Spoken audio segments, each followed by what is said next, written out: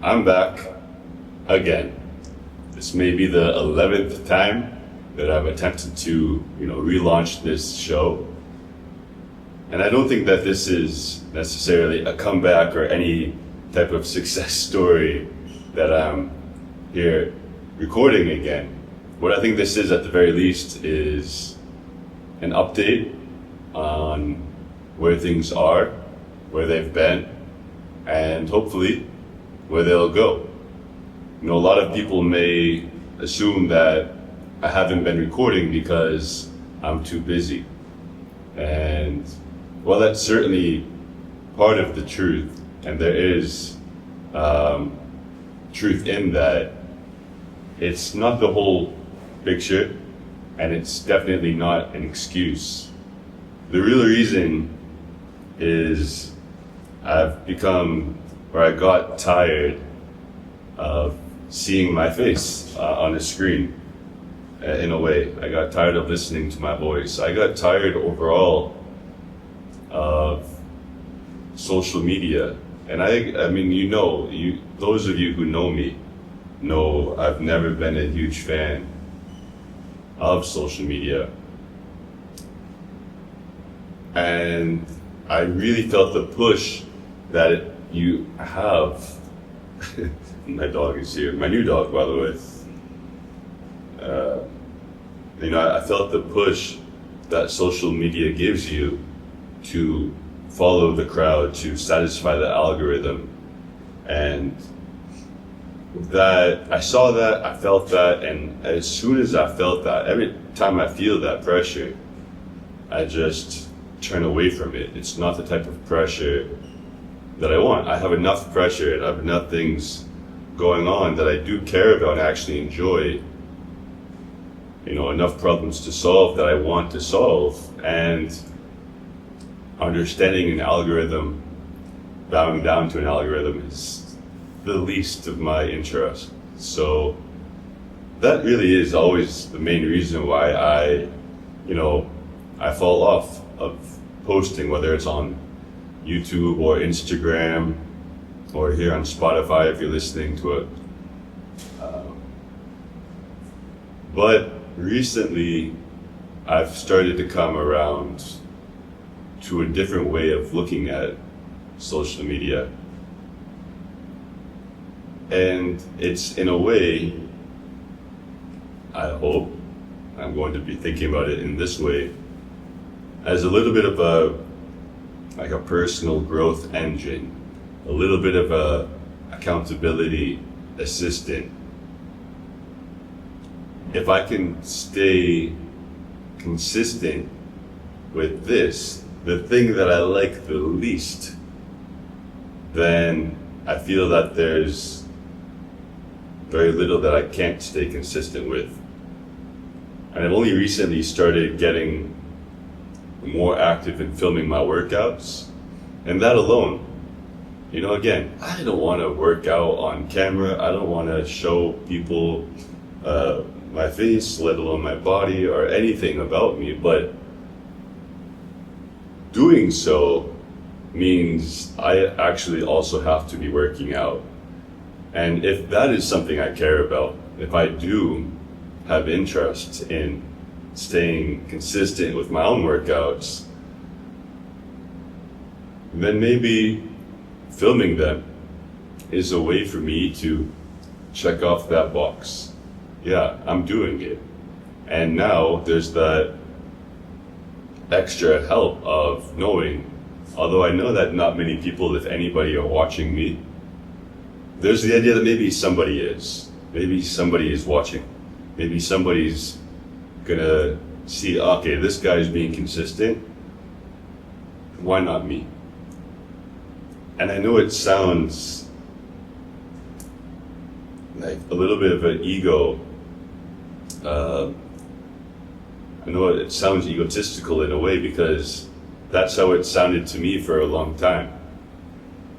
Until I was that person who saw someone else posting consistently on, and it wasn't groundbreaking stuff. It was very I want to say basic stuff, and how their consistency, knowing that they're dealing with X, Y, and Z, other things outside of that, and they're still posting, that motivated me.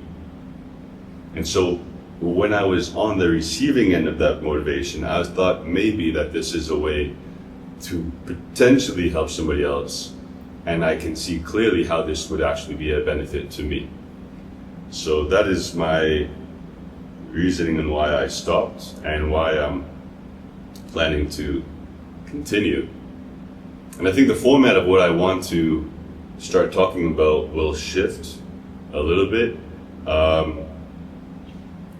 I knew this about myself for a very long time, and I think it's gotten to the point where I just gotta be more upfront with it. It's that I got into training people because I genuinely have a deep passion for coaching, the psychology of coaching, the group dynamics, bringing people together to achieve a common goal, to get the best out of an individual, to get the best of that person's ability. I've really enjoyed that since I was 16. I've been fascinated by that. You know, I feel very lucky that, again, this is so weird. Like, this whole thing that I'm talking about, this is weird, but I really mean it. I feel lucky that I grew up as a fan of the football team that I did when I did. Because just as I was entering into that age of, you know, being a teenager, my favorite team, the team that I loved since I was a kid, the team that I had won an award for like fan of the month when I was 6 or something like that. And they were always the worst team in the entire league, and they were the laughing stock of the league. And then when I became around 13 maybe, they got a new coach and they got a new player. Bill Belichick is the coach and Tom Brady is the player. And now these two are looked at as the best at their respective positions ever. But what I saw as a kid looking up to this is how these two people impacted the outcome of the world's largest team sport. You know, you have 53 players on a football team. That's a lot of people. You know, you're not just one LeBron James on a team of 10. You're one player amongst 53. You're one coach amongst 50 or so coaches, and however many admin, and however many people above you in management and ownership. And all of that was at the bottom. And these two people came in and they brought it to the top, and they kept it at the top for about 20 years. And it's unbelievable. I am so fascinated by this. And again, I feel lucky that I was raised into this and I had an interest in it and I became fixated on it. And that sparked my interest in coaching. It was never necessarily about caring about looking better or helping other people look better necessarily. It was never about, oh, I think fitness is the most important thing in life and we should all just be super fit. It's actually not about that. That's what I studied and I have a deep knowledge base in, and I do think it's important. But truly, at my core, who Tariq is and what Tariq cares about is coaching, the psychology of helping people, and the dynamic of getting the best out of people. And so the direction I hope to take this type of content is towards that. The lessons I've learned as a coach, stories that I'm seeing or following in coaching, things that inspire me as a coach.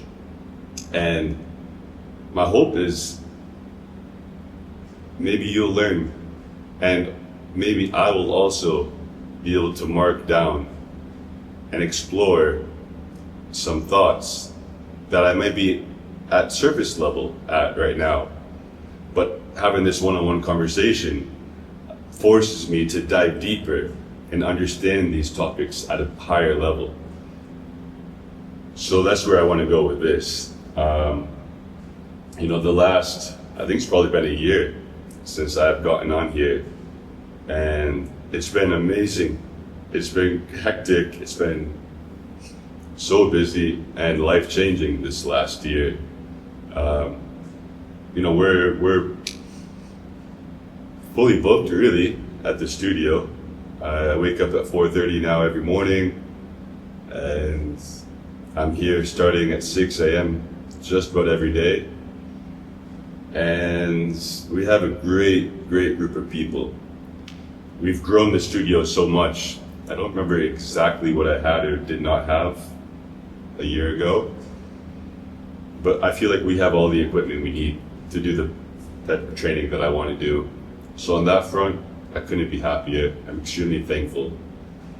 I'm excited to continue growing it and get more equipment and to grow this place. I really want to build a second floor. I want to expand out. I want to bring Pilates and yoga here. I want to bring a recovery area here. I want to build out some of the amenities and make this more and more a third place for my clients. And I'm very excited because I think I'll be able to do that. And I really owe so much to the people who come here and continue to trust me. I've also, on a personal level, taken on a huge other responsibility outside of the gym and coaching. And I will definitely talk more about that here later. But for now, I think it's just important to say I've taken on another responsibility, and my main driving force of why I did that and why I continue to do that is just to challenge myself, to see how far I can push myself, to see how much I can learn, and how quickly I can adapt to a new environment. Can I thrive? Can I be thrown into a fire and stand tall, or will I crumble? And that's why there's times where I feel like I'm crumbling, but I go back to my why and like, okay, why am I doing this? Why did I start this? Why did I agree to this? I agreed because I want to struggle, and I want to overcome that struggle. So every time I feel like I'm struggling, I'm like, great, okay, cool. We're doing something right, and keep going. And I've seen a lot of progress in myself that I'm thankful for. And I look forward to talking about it, not as an individual project, because I don't think the people who are listening to this necessarily care so much about that topic, but maybe there's something to the management of these two very different types of projects, handling that, organizing things, and also how to handle it mentally. Because I've gone through it all and I'm still going through it. I'm not saying I've overcome anything completely, but I think I could talk about my experience, and then people who are also managing multiple businesses or projects could take something from that, maybe relate to it and feel, okay, this is not just me. I think anyone who's a solo entrepreneur or managing a small business, you kind of know what I'm talking about. Everything is on you, and here, everything, if I don't show up, if I don't give my best, you can feel it. And it's being here early morning. It's dealing with the dogs. We're unhappy with the people outside right now. It's constantly not being complacent. that's the uncomfortable place you have to be comfortable with. Is you have to, I keep at least trying to push myself out of my comfort zone. I get comfortable, push myself out. I figure something out, push myself into a new problem. Just keep expanding my capacity. And I'm not saying that's the best thing to do all the time where it's super healthy or I'm not going to burn out. Eventually, there's a good chance I will. And maybe you'll watch it firsthand. But I also think that being consistent with this type of content could also allow some sorting through of those emotions. You know, I'm gonna, of course, have fitness aspects and components to this. I mean, I'm a personal trainer. This is a fitness studio. I've built the fitness brand in a way over the last 15 years. I have a lot of experience working in fitness. So, of course, there's always going to be that component of it. So we will probably have, you know, a few minutes set aside each time to talk about something specific in relation to fitness. I'm a little distracted right now by my dog on my feet. But I don't think it's going to be the focal point. This is going to be raw, this is going to be me, there's going to be mistakes made, but as long as I can stay consistent, I believe I'll become better and be able to provide better, more valuable content for you. So I do appreciate you watching or listening, following along, and I'm going to sign off before my dog knocks my microphone over. So I'll talk to you soon. This is Tariq. Take care.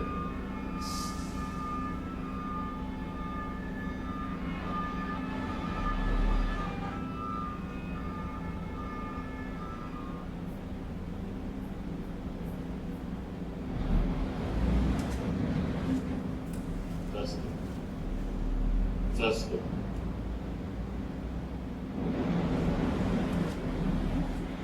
Hi, B.